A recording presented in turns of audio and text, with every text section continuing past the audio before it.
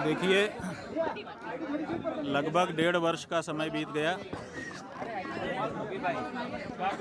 भगवान प्रकट विश्वेश्वर की पूजा के लिए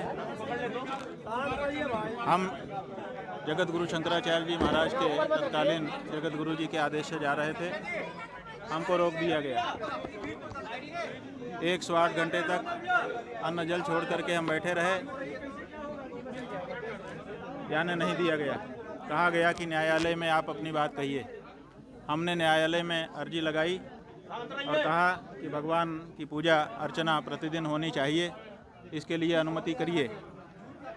अभी 1.5 वर्ष का समय बीत गया। भगवान की पूजा अर्चना नित्य भोग के संबंध में जो अर्जी है, माने किसी के भोजन की, उसको भूखा रखा जा रहा है, तो 1.5 साल का समय बीत गया। उस अर्जी पर विचार ही नहीं किया जा रहा है और तारीख पर तारीख दी जा रही है। क्या ऐसे मैटर पर इतने दिनों की तारीख दी जा सकती है? और अगर न्यायालय इस तरह से जो ज़रूरी मामला है कि तत्काल इस पर निर्णय किया जाए कि भगवान का भोग लगे न लगे, हमको व्यवस्था बना दी जाए।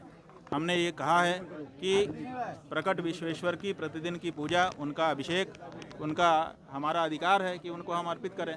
उसके लिए कोई व्यवस्था बना दीजिए। वो बनाई नहीं जा रही है। तो हमने सोचा कि जब तक ये नहीं बनता है, काशी चल करके, और अब तो ASI की रिपोर्ट आ चुकी है, बहुत सारे दूसरे प्रमाण भी ताज़े कर दिए गए हैं। यद्यपि पहले से ही वहाँ तो पुकार करके कहने वाले प्रमाण उपलब्ध हैं, लेकिन ASI की रिपोर्ट से और भी उसको मजबूती मिली है।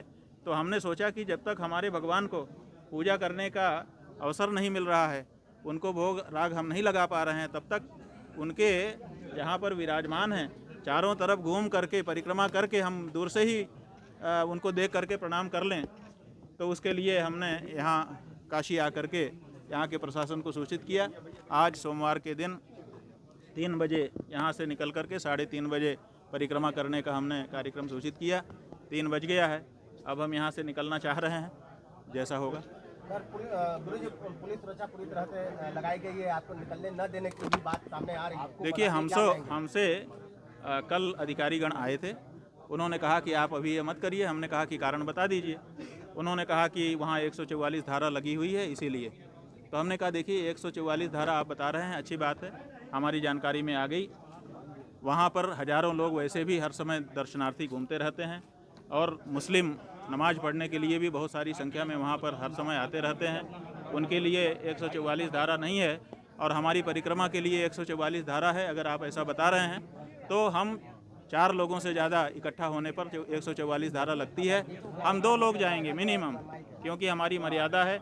कम से कम एक व्यक्ति कम से कम हमारे साथ रहता है, हम कभी अकेले नहीं हो सकते हैं।